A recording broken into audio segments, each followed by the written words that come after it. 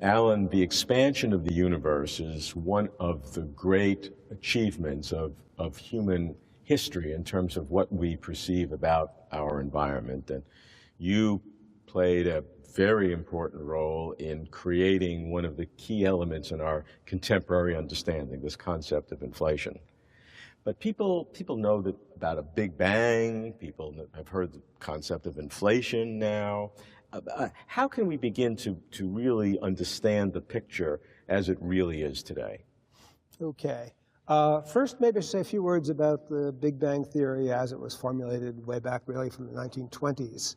The Big Bang theory was the theory that the universe began from a very hot, dense state. If you extrapolated that back to time zero, it really was a singularity in the simple version of the theory. But one thing which the theory really never said anything about, despite the name Big Bang that became attached to it, is the Big Bang itself, the explosion that set the universe into this period of gigantic expansion. The Big Bang theory, as it was developed, was really only a theory of the aftermath of that bang. It started with all of the matter already in place, already hot, already expanding.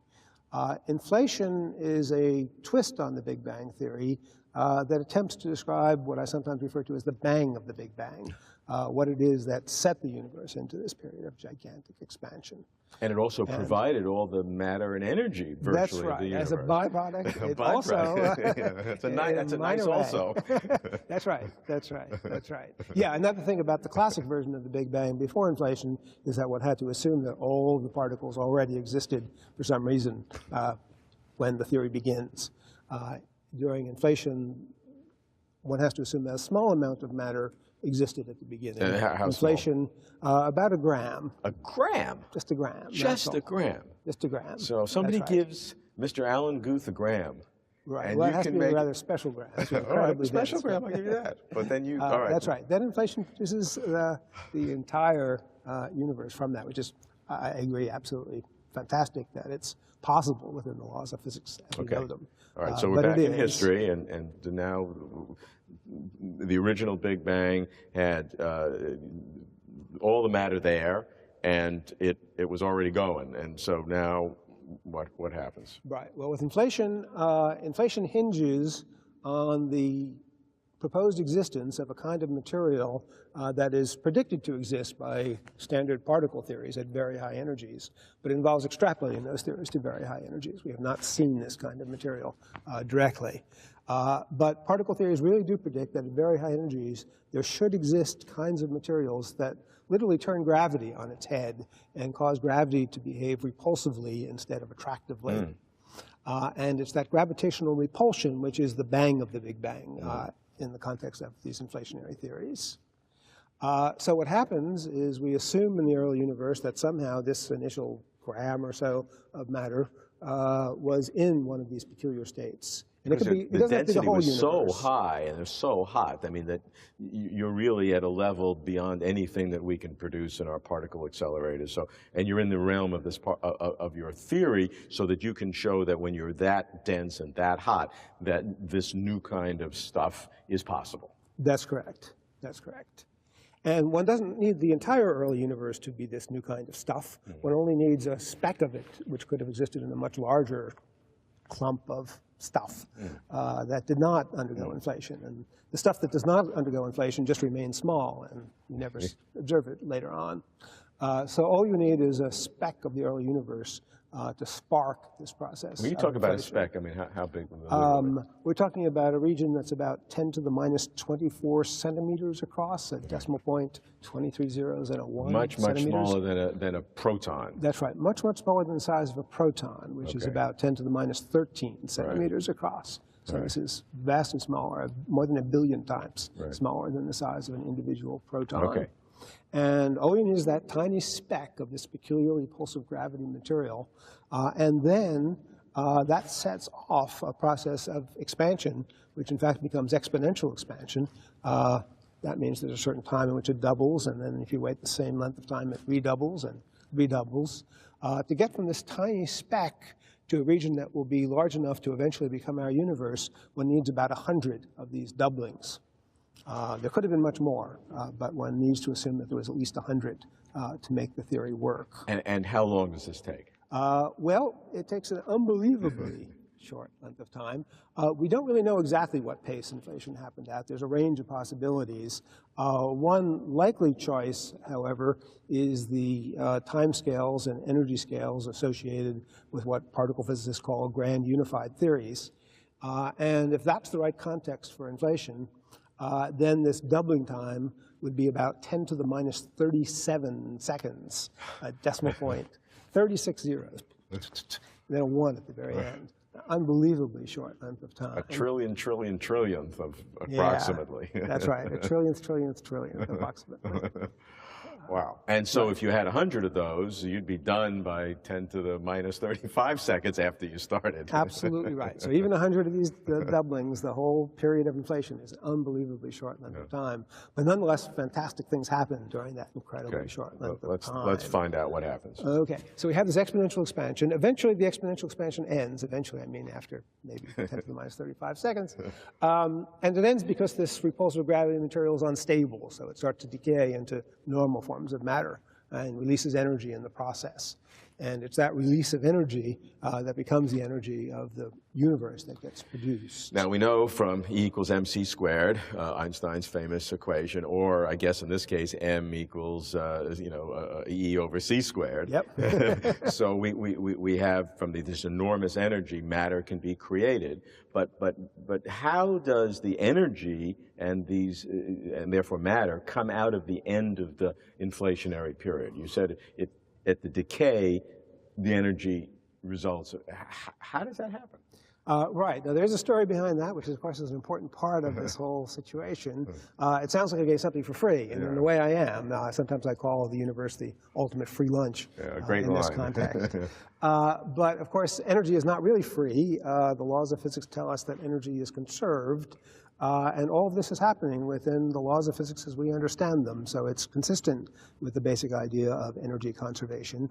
It turns out, however, that there's a kind of a loophole in the law of energy conservation.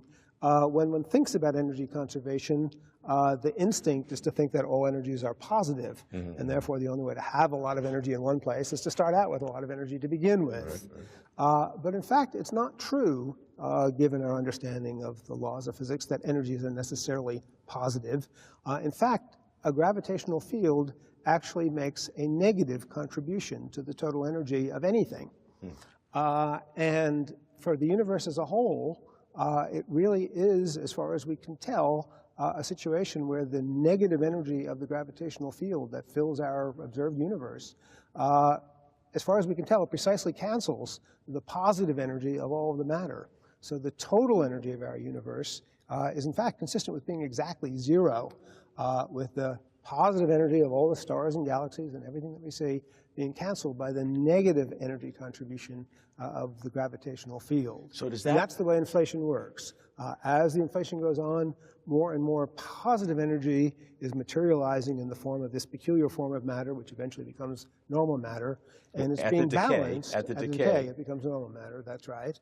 But as it's forming, the positive energy of this peculiar form of matter is being balanced by a negative contribution in the energy of the gravitational field that is filling this ever-enlarging the gravitational region. field produced by the matter that is being right. created in that process. Absolutely. It sounds like a kind of shell game that you're playing here. Well, it does. I won't deny that one bit, but it is consistent with the laws of physics as we know them. Okay. So now you have to have the inflation occurring, and then you have to have this end of inflation. So just for nomenclature here, when is the Big Bang? Is the Big Bang at the end of inflation or before? Is the Big Bang the whole thing? People use the term in different ways. That's right, and I think there is no firm resolution to what Big Bang technically means. It's not really a technical term. Yeah. It's a popular level term. It was coined, so far as I know, by Fred Hoyle on a radio program on the BBC, which is now famous, although I don't think anybody has a copy of it anymore. But initially, the Big Bang meant, I think to a lot of people, the Big Bang means the origin of everything. Whatever that was, it happened before inflation. When one talks about the Big Bang theory as a theory of cosmology, that really is something associated with a definite set of mathematics. And that was really describes the aftermath of the bang, and in this inflationary context, it's the aftermath of inflation. It's how the universe expands and cools after inflation has ended and normal gravity and normal evolution has taken over. And the way people think, the bang itself, this initial explosion of sorts, is the result of the process of inflation ending, which erupts this enormity of energy and therefore mass. Yes, although the rapid expansion happens during inflation, Right. It only becomes normal matter at the end of inflation. Right. Now, it only becomes hot at the end of inflation.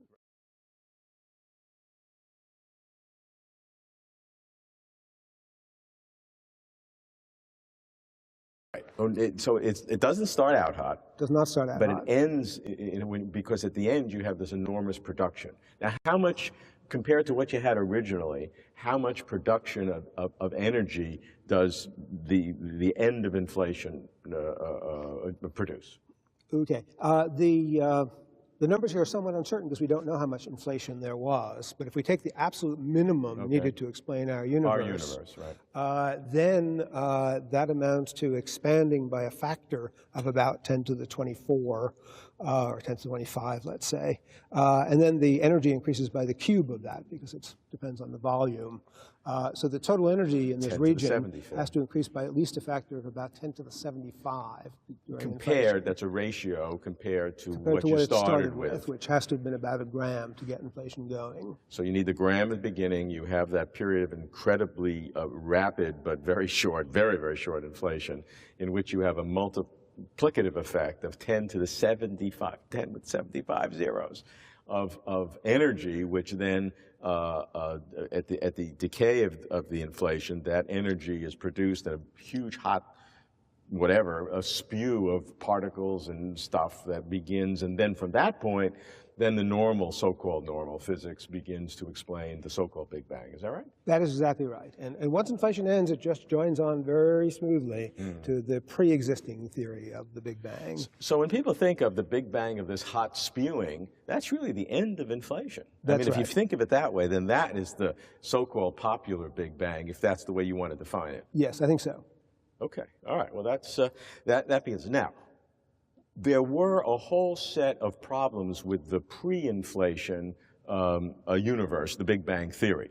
That inflation, because it sounds terrific, but you know, to be theories, you have to explain stuff that cannot be explained in a whole bunch of other more simple ways, because what you propose is not so obvious and it's not so simple.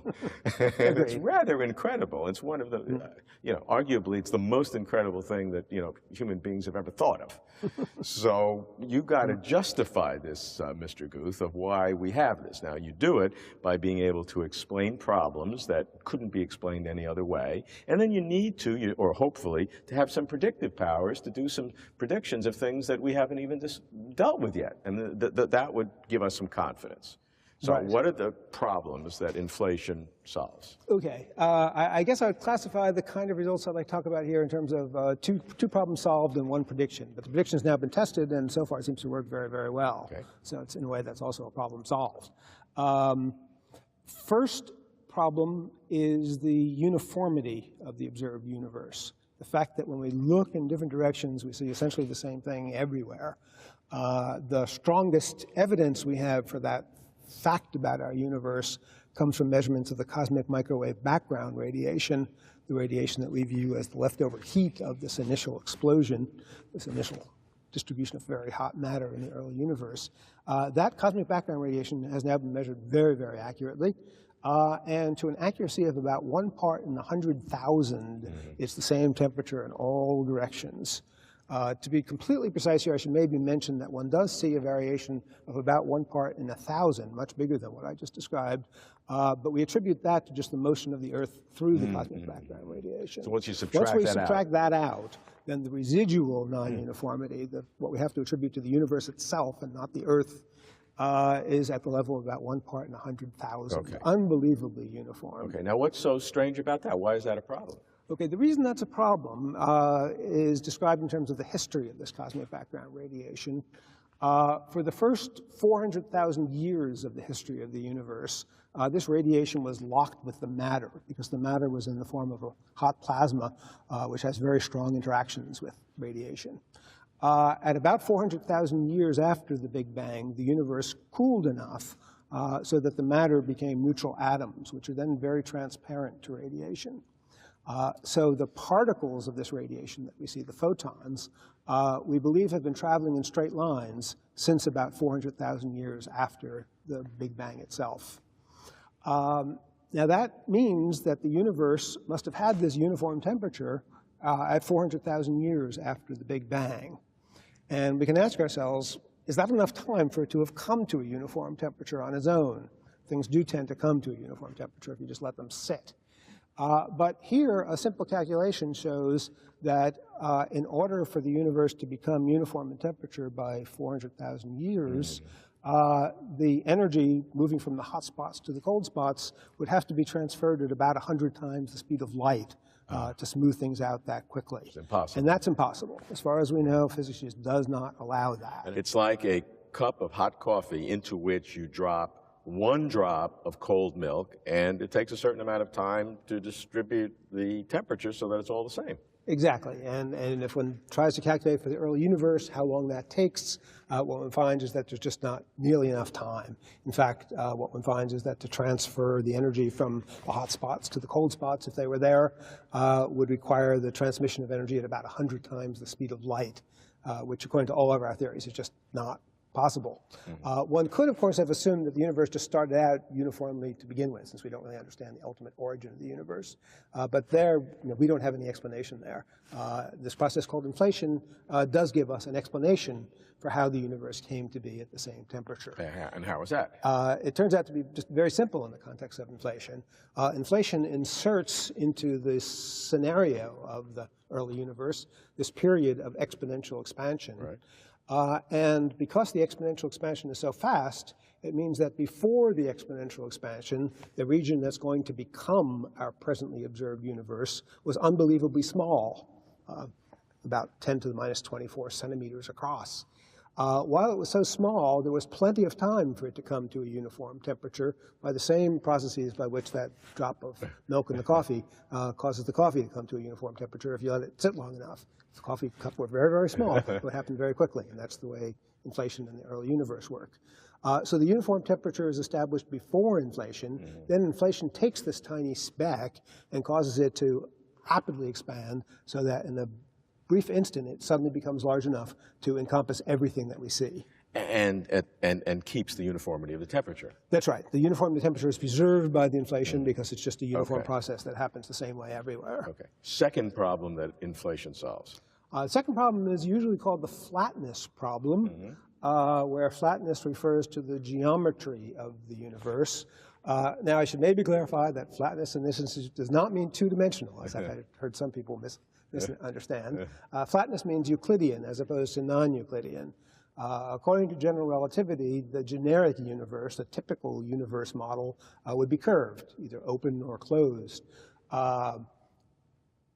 Our observed universe is very close, we know at least, to being flat.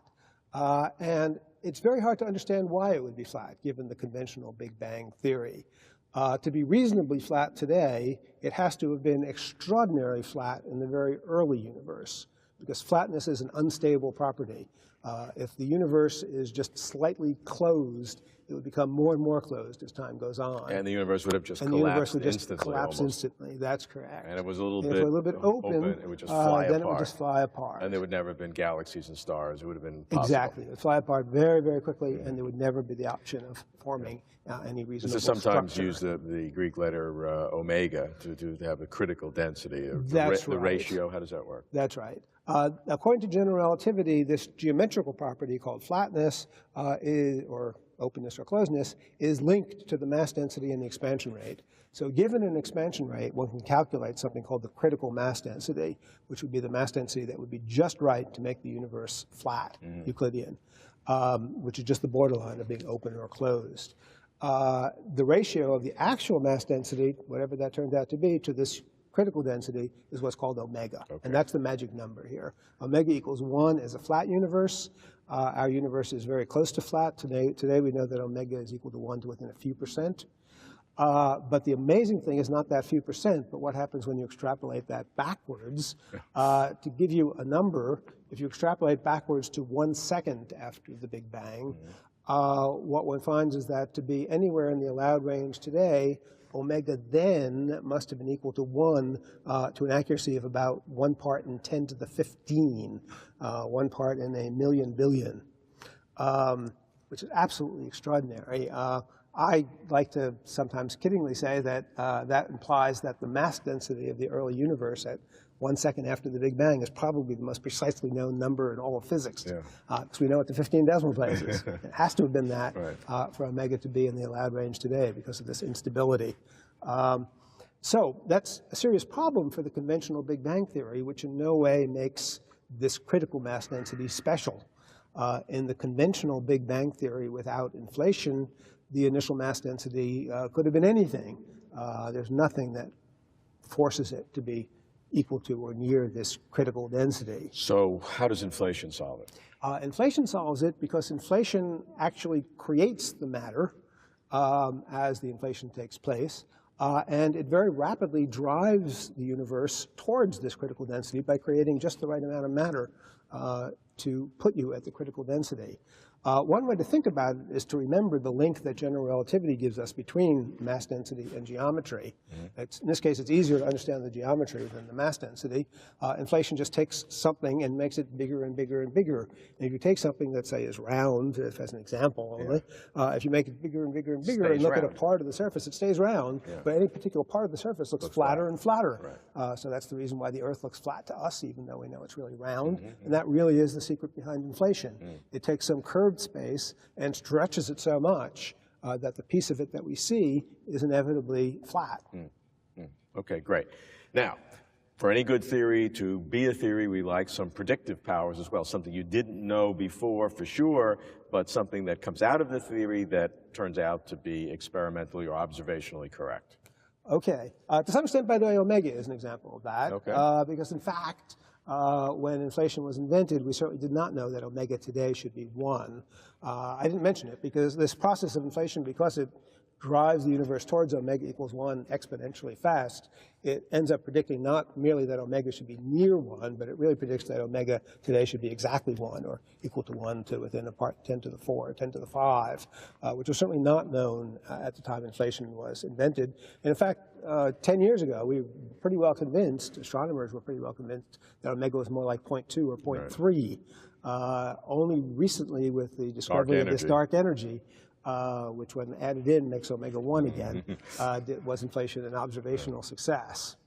But probably more important in terms of predictivity are the non-uniformities that we see in the universe, which we can measure most precisely in the cosmic background radiation, which really show us what the early universe looked like before there was a lot of complicated evolution. Inflation as a process tends to smooth the universe out by stretching everything out and just making everything uniform. And for a while, we were very worried when we were formulating the theory of inflation that would produce a universe that would just be too smooth, too uniform. And if you don't have any non-uniformities in the early universe, they don't develop later either. You just end up with a uniform universe, no galaxies, no nothing interesting. So it's important that there are non-uniformities in the early universe. And the idea of how they come in inflation was, I guess, came from several sources, not me, but the idea was that they could originate as quantum fluctuations. The real world is not described by classical physics, but by quantum physics. And quantum physics is fundamentally a random process. So what one ends up with is the density being slightly hotter, the temperature being slightly hotter in some places and slightly colder in others, the density being slightly higher in some places and slightly colder in others. And that's exactly the kind of non-uniformities that one wants. And one can pursue this idea mathematically and really predict a spectrum for these non-uniformities. By spectrum, I mean how the intensity of the fluctuations varies with their wavelengths. And this can be compared directly with observations of the cosmic microwave background radiation, observations that were not made until starting in 1992, long after inflation was first proposed. And amazingly, it works spectacularly well. There's just a wonderful agreement between the observations that people have brought back from satellite and earthbound experiments and what the theory of inflation predicts we should see. So looking at the totality of your life with inflation since late 1979, what can you say about it and bringing it all together? Well, I think it's been a fantastic experience. I was always, amazed in my childhood about how powerful mathematics was at predicting things like how long it takes a pendulum to swing and all the simple things that we observe around us. Inflation is, I think, a wonderful example of how one can make really wild speculations, it seemed at the time, based on mathematical ideas that can be pursued. And at least in some cases, they seem to lead to predictions of wild kinds of experiments that weren't even envisioned at the time, which turn out right.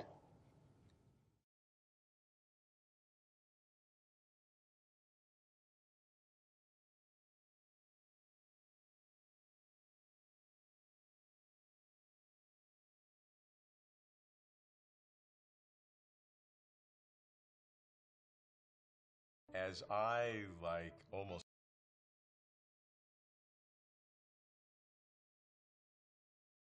everyone, have struggled with the ultimate questions of existence, the expansion of the universe has come to characterize the reality of these questions. I come to you as one of the world's experts on understanding the expansion to help me understand it as it really is. What we've been able to measure is that the universe is expanding. We see that galaxies that are more distant are moving away from us faster and faster. This was a relationship discovered by Edwin Hubble in 1929 in the context of Albert Einstein's general theory of relativity. What this allows us to do is to essentially run like a movie running backwards and say, okay, how long then has that expansion been occurring over? And so if you extrapolate back, you get to a time when the universe would have been much denser, much hotter, and a time we refer to as a Big Bang origin for the universe. For example, if there had been a Big Bang, an explosion sometime early in the universe, you ought to see the remnants of the radiation from that Big Bang. And we do see that. You can predict, in fact, that it would be cooler now because the universe has been expanding in the intervening time, and we see the uniform background radiation. Now it's 3 degrees above absolute zero, very cold temperature, but we see it everywhere over the sky, which is evidence for an earlier fiery beginning to the universe. You have two totally separate And pieces of in data? fact, there are more. You would predict that when the temperature was really hot in the early universe, you would form the elements, light elements like hydrogen and helium, and you can predict very accurately what the relative abundances of those elements would be.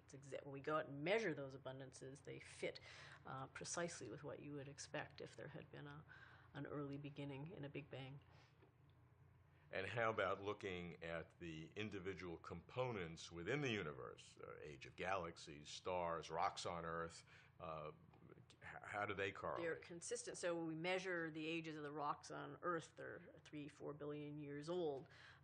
If we measure the ages of stars in our Milky Way galaxy, they have a range of ages up to about 12 or 13 billion years. So we have independent clocks that can give us estimates of the age of the objects that we see in the universe, and they are consistent with the same timescale that we measure by measuring the expansion. And what is its age? It's about 13.7 billion years. And that is absolutely remarkable that we human beings on this earth with a sentient life of a few thousand years and a scientific history of a few hundred years can measure so accurately the beginning of the universe 13.7 billion years ago. It is a remarkable achievement. I think the discovery of the expansion of the universe is probably one of the most profound human discoveries of all time.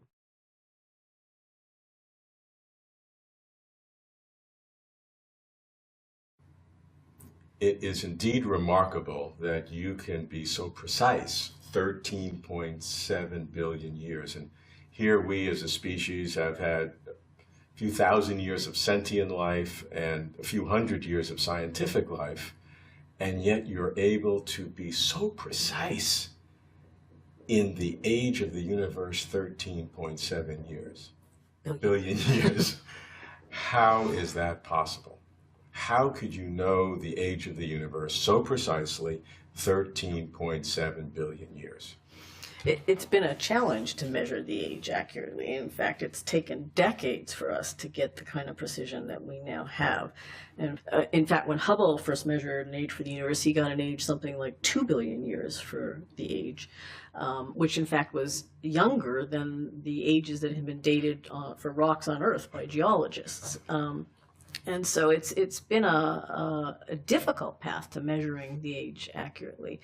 And one of the things Hubble could not have foreseen was that there are, and I don't want to start off with the systematics, sorry. Okay, let's start again. Just go. So there are a number of developments that have happened in the last couple of decades that have made more accurate measurements possible. One was the development of new detectors that we could use that replace photographic plates, the photographic plates that Edwin Hubble had available to him. And we can now make much more precise measurements of how bright the stars that we have to measure the period variations in. Another is that we were able, with the launch of the Hubble Space Telescope, to get above the atmosphere of the Earth. And when we observe from telescopes on the ground, we have to look through the Earth's atmosphere, which is turbulent, it's in motion, and it tends to blur out the light coming from distant objects. So if we're trying to see one of these Cepheid variables, it's located in a galaxy with 100 billion stars, the light gets smeared out, it's harder to make an accurate measurement. If we get above the Earth's atmosphere, as Hubble is orbiting, and make measurements from space, then we can make much more precise observations. Another difficulty that Hubble could not possibly have foreseen is that, so stars in the course of their evolution produce grains, that the effect of these grains is to absorb some of the radiation that's coming from a distant Cepheid. It makes the star appear both redder and fainter. He didn't know of the existence of this intervening dust, and we can now make measurements, very precise measurements, to correct for that. You have used different measurements in addition to the Cepheid variable stars, so that you don't rely on just one measurement, but have several independent measurements that can all target the same number, which can use to calculate the age. So tell us some of these other parameters that are able to help. So in addition to the Cepheids, we can measure distances to galaxies using Cepheids only out to some finite distance. And beyond that, there are a number of other methods that have been developed that we can apply the Cepheid distances to. So in a sense, it's like rungs on a ladder. And so, for example, we can observe very bright objects called supernovae. These are explosions at the end of lifetimes of stars that are extremely bright. They, in fact, can be, the explosion itself can be as bright as the entire galaxy in which the supernova resides. And so we can make these measurements out over a much larger distance. So that's one method. We don't have to rely on a single method anymore, but at all the rungs of the ladder, we have checks and balances to see how well the distances are agreeing. If they don't agree, we know that there's a problem. So in fact, in the course of our project with the Hubble Space Telescope, a large group of us made measurements of 5 different methods. So we measured the distances to galaxies containing Cepheids and then applied those distances to these other 5 methods. And what we found in the end was that the agreement was very good. Might not have turned out that way. Could have been that there'd be a huge range, a huge dispersion, but in fact the measurements of each of the 5 independent techniques agreed very well. So a number of improvements have occurred to let us make these measurements much more accurately. So you're very confident, 13.7 billion, right? You want me to go into the uncertainties there?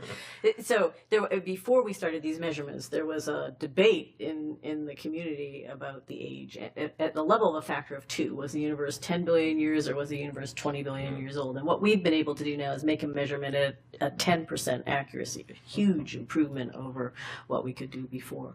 And then there have been recent observations using completely different techniques, actually measuring the background radiation from the Big Bang. It's an independent estimate of the age, which agrees with ours extremely well. The microwave. The microwave background. The key number that you've been searching for, that you and your group have in fact targeted, is what's been called the Hubble constant.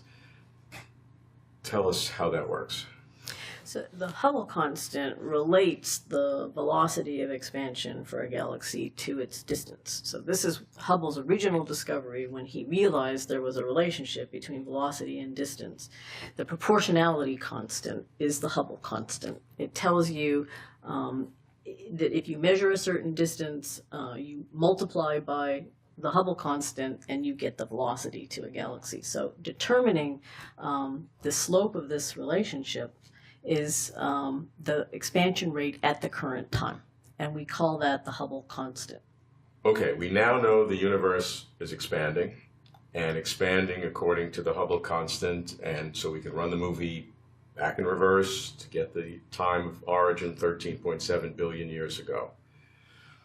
But in 1998, something new was put into our heads, that instead of the universe expanding but gradually slowing in expansion due to gravity, which was the natural expectation, data started to come in weekly at first, but then more, that the expansion wasn't decelerating because of gravity, but was incredibly, mind-blowingly accelerating in its expansion.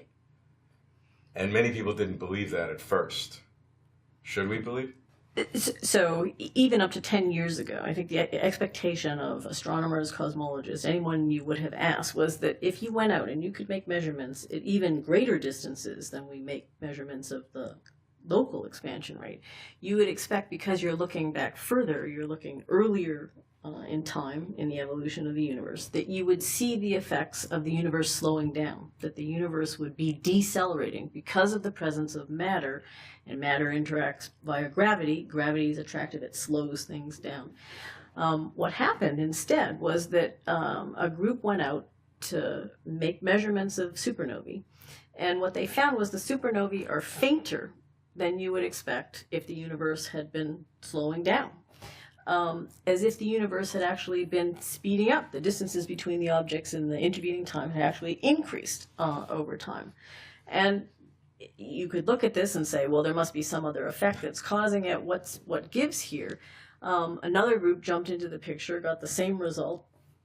Subsequently, there are other groups using different measurements that have confirmed that measurement. It looks to be, according to current evidence, the best explanation. Sorry. I don't know. Continue. Okay. It looks to be, it looks currently as if the universe is actually taking part in an overall acceleration. Not only is it expanding, but the expansion is speeding up with time. So what are the implications for that, for the structure of the universe? This expansion, what's causing it, and is that this new form of energy that we hear called dark energy? We don't know what's causing this acceleration. It appears, in fact, it's consistent with Einstein's general theory of relativity. He added into his equations early on, because he didn't think the universe was expanding. There was no evidence for an expansion of the universe. He added in a term to force the universe to be static and not to move. It turns out that the term he added in, which he later regretted because after Edwin Hubble discovered the expansion, he didn't need it anymore, may be the explanation for this mysterious new kind of energy that is like a repulsive form of gravity. It's actually repulsive rather than attractive. And he called that the cosmological He called that constant. the cosmological constant. We don't yet understand the reasons for a cosmological constant. He just added it in as a term in his mathematical equations. Today we understand the cosmological constant more as a reflection of the fact that in empty space there's actually a lot of activity. There are particles and antiparticles. There's energy in the vacuum of space. The problem is if you compute what the magnitude of this energy is, it's 120 orders of magnitude greater than what we measure. might as well be zero. That's unbelievable. But it's not zero. It's not zero. It's not zero. So not only is it large, but it's small. I mean, sorry, I don't want to say it that way. No, but it's true. But not only is it not zero, but it's a tiny amount, and we don't have an explanation right now for what that is. It's one of the biggest mysteries right now in all of particle physics and cosmology.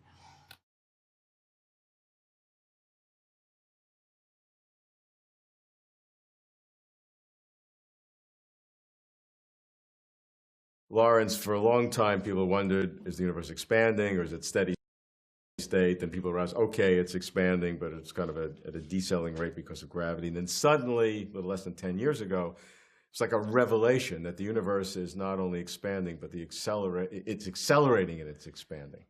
Help us understand that. Well, in some sense, I wish I could, because it's probably the biggest mystery in science right now is why. It was indeed, as you pointed out, a great revelation, because the big thing that everyone knows about gravity is that gravity sucks. It always pulls, it never pushes. And in order for the universe to accelerate, there has to be some force pushing it outward. Against gravity. Well, yes, in principle against gravity, but what we discovered is that, in fact, it can be a part of gravity itself. Because the amazing thing about general relativity is if you there's one kind of energy. What general relativity tells us is that not just matter gravitates, but energy gravitates. Any kind of energy you have produces a gravitational effect. But all normal kinds of energy produce attractive gravity. There's one kind of energy that produces repulsive gravity, and that's the energy of nothing. Now, by that I don't mean the energy of nothing, I mean the energy of nothing. Okay? If you put energy in empty space, then general relativity will tell you that that energy will be gravitationally repulsive. So the question is, what's the energy of empty space? The simple answer, I mean, if you ask George Bush, now let's say you asked a 4-year-old, what's the energy of empty space? The 4-year-old would say nothing, okay, because there's nothing there. And that's a good answer, but the 4-year-old hasn't taken general relativity and quantum mechanics, because it turns out empty space isn't so empty. Once we combine quantum mechanics and relativity, empty space is a boiling, bubbling brew of virtual particles that pop into existence and out of existence in a time so short that you can't see them. Now, that sounds like theology in a sense, but it's not, because you can't see them directly, but you can see their effects indirectly. It turns out that the fact that they're around changed the properties of atoms in a way that we can actually calculate. And it's probably the most successful calculation in all of science. When you incorporate the effect of these virtual particles, you can predict the energy level spacings in hydrogen. The great success of quantum mechanics, Bohr's success, doesn't give the right answer unless you include these things. And Feynman and others were among the first people to be able to calculate this. You get an agreement between theory and experiment to 1 part in a billion. There's no other place I know of in science, nowhere, where from first principles you can predict something with that level of accuracy. So we know the virtual particles are there. The question is, okay, if they're there, how much energy do they contribute to empty space? And when we do the calculation, we come up with the worst prediction in all of physics. We predict that there's at least 120 orders of magnitude more energy in empty space than there is in everything we see. One with 120 zeros. Exactly. There's no name for that number. There's no name for that number, and that's except embarrassment probably is the best name. Right. But as a result, we know that's wrong because we wouldn't be here, it turns out. So all of us theorists for many years assumed we knew the answer. It had to be zero, right? Because you can't cancel a number that's that big with another number that's that big and leave something really small left over. That just seems unnatural. So the answer seemed to be zero. But the interesting thing is, cosmology, which is one way to, since this energy, if it's there, is going to affect the universe, you can look at the universe and see if it's there. That's like your experiment. Yeah, exactly. Cosmology is actually an experimental science, ultimately. Yeah. And so theorists may have their predilections, but we should go out and measure it. And the big surprise, and it wasn't a completely big surprise, to some of us, I must say, in 1995, I and a colleague had argued that there had to be this energy in empty space. I did it because it was the only way the data could agree with everything. I also did it because it was so crazy it would be fun to. I didn't really believe it necessarily, but I said that's the only way it could work. And then when they discovered, then in 1998, by looking at distant supernovae, exploding stars, and seeing And they're wonderful, what's called standard candles. They allow us to measure Same brightness intrinsically so that you can determine the distance by the apparent brightness. You got it. Perfect. I couldn't have said it better myself. It's exactly right. And because of that, we can tell how far away they are, and then we can measure how fast they're moving by looking at something called their redshift, how light gets stretched out as they move. And if we see how fast they're moving as a function of their distance, we can measure the expansion rate of the universe, and was discovered, to most people's surprise, that the universe is accelerating. And the question then became well, how much energy is there? It turned out, by the way, the amount of energy that is in empty space was just what was needed, which is the reason in 1995 we'd predicted it. Because we know the universe is flat, which is an amazing discovery. After 80 years, we've discovered the universe is flat, and we could talk about that. One of the reasons I got into, in fact, probably the reason I got into cosmology from particle physics is because in order to have a flat universe, you have to have enough energy to make it flat. We thought most of the energy was in something called dark matter. I figured if I was the first person to detect dark matter, I'd know how the universe would end, because a flat universe expands differently than an open and closed universe. We now know the universe is flat, but we also now know there's only 30% of the amount of energy and matter to make it flat. Including the dark matter. Including the dark matter. And that was a big paradox, except it turns out there's just what you needed. 70% of the energy of the universe resides in empty space. And we have no idea why it's there. We don't have the slightest idea. No one has any idea. And if anyone tells you they do, especially if they're a string theorist, they're lying. And so it is really, right now, we live in this cockamamie universe, which is full of dark matter and dark energy, and we don't understand the nature of either yet. And in fact, I like to think of it as the ultimate Copernican revolution, in a sense, because not only are we not living anywhere special, we're not made of anything special. You get rid of you and me and the cameras and the room and the stars and galaxies and everything you can see, and the universe is largely the same. We're just a 1% of pollution in a universe filled with dark matter and dark energy. So we have 70% of all reality being this dark energy, almost the rest of the 30% being dark matter. What does that mean about the accelerating expansion of the universe? Well, what it means, if you think of the history of the universe, is that actually things have changed. Early on in the history of the universe, when the universe was mostly matter, because the matter produces attractive gravity, the universe was actually, the expansion was slowing down. It was slowing down with time. Until about 5 billion years ago, when it turns out the density of matter, which was dropping, fell below the energy density of empty space, and that repulsive energy started taking over, and then the universe started accelerating, and it's been accelerating ever since. Well, the density is even getting less over time as you expand of matter. The density of matter is getting less, but the density of empty space is remaining constant. You know why?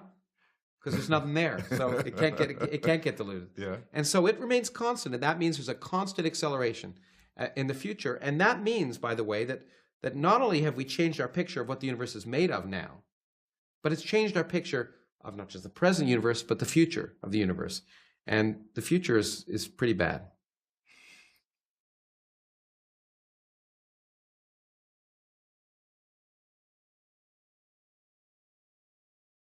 Alex, the concept of an expanding universe has entered public consciousness, which I think is good for cosmologists. But let's try to really understand what we mean by expansion. What do we see? What are the reasons for it? What's the prognosis for its future? How can we begin to really get into this concept of an expanding universe? Well, what we see is that different other galaxies, which are at large distances from us, move away from us at very high speeds. Now, this is not like an expansion, say, of something, like you have an explosion and pieces fly apart.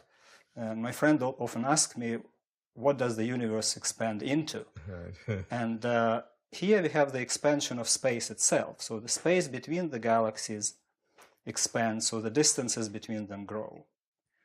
And that's the expansion of the universe. Which is radically different than the galaxies expanding into existing space. And just there's more distance between them because they're already existing, but the space literally increases between them. Right, more space is created. Wow. So you can picture it in a two-dimensional analogy. For example, if you think of a balloon and you make dots on the balloon representing galaxies, when you blow the balloon, its radius increases and the distances between these dots grow. So the distances grow because the amount of space in this two-dimensional universe increases. Okay. Okay, now that's what we see today as we look. Right, but in our case, in this two-dimensional balloon, of course, balloon expands in 3 dimensions. In our case, there is nothing beyond. So an ant that lives in the balloon doesn't know about the 3rd dimension. Right. So we are that ant. We are that ant, but we're in a 3rd dimension, expanding into that our 3-dimensional space is expanding like that 2-dimensional area, Right. surface. Right. Okay. Okay, so that's what we see. Now, how could that have been generated? The main reason for the observed present expansion of the universe is the Big Bang, which is the huge explosive event that happened about 14 billion years ago. And at that time, all particles were sent flying from one another at tremendous speeds. And basically, it now continues by inertia. All these galaxies are moving away from us because of that initial expansion. But still expanding the space in their flying away from each other. That's true. Now, normally you would expect that expansion slows down with time because of gravity. Right? Gravity attracts, and therefore galaxies would fly away slower and slower.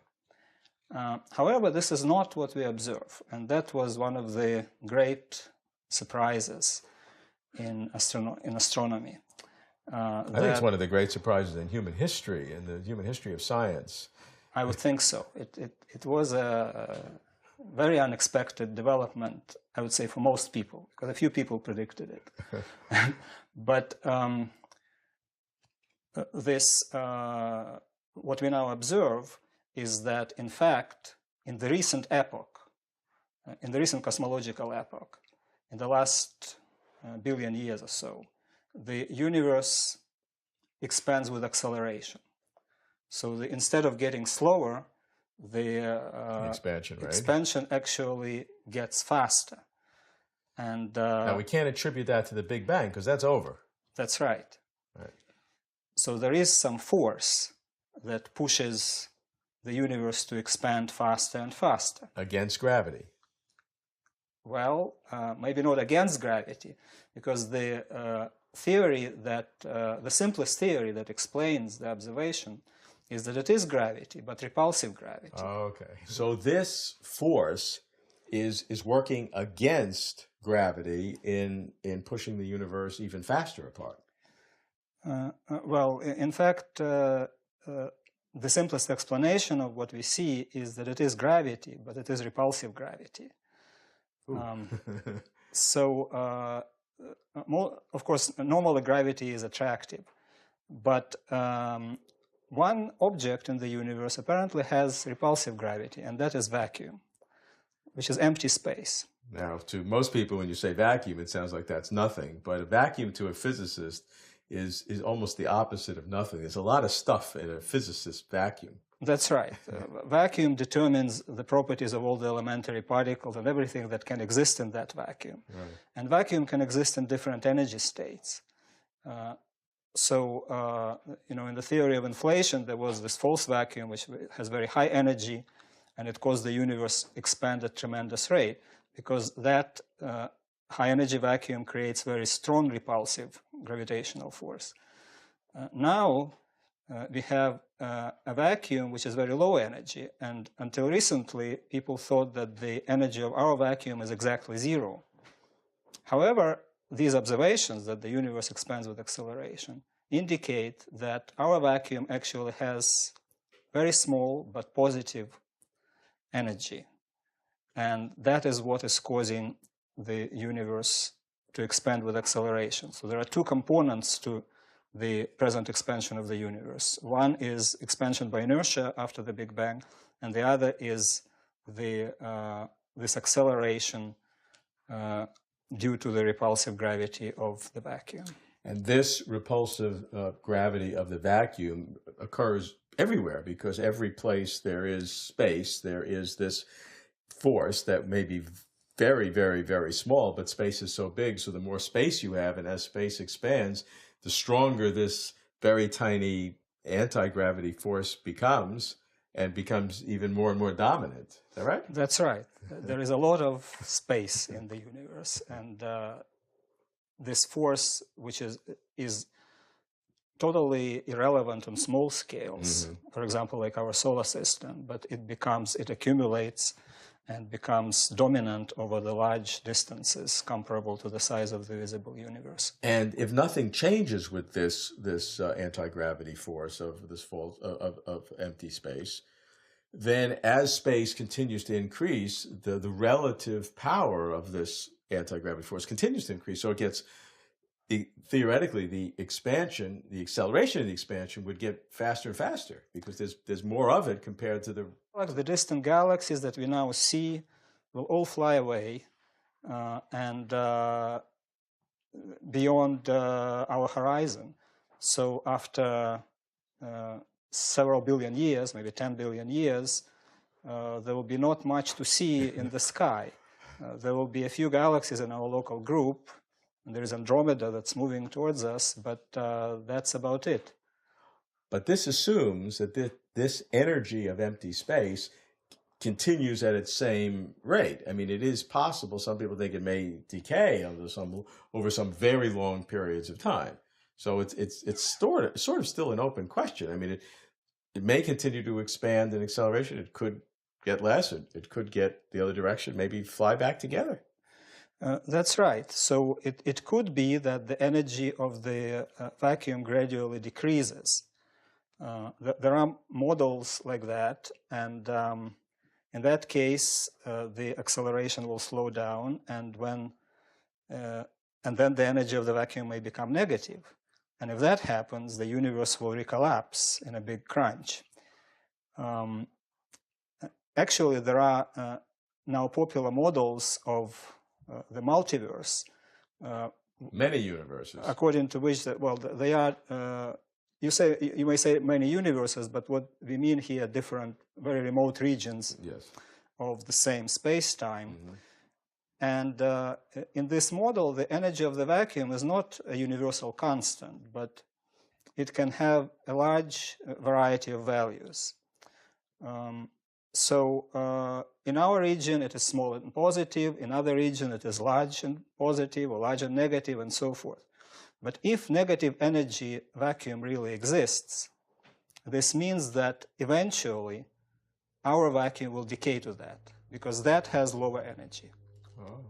And most likely way for this to happen is that a tiny bubble will materialize and start expanding. And it will expand faster and faster, reaching the speed of light, and it will hit us without warning. So all of a sudden, we will be turned in some alien form of matter, which can exist only in that negative energy vacuum, and that will be followed by a big crunch. So if I have to bet, this would be my bet for the end of our local region. Quite an optimist you are. But it will take a long time for this to happen.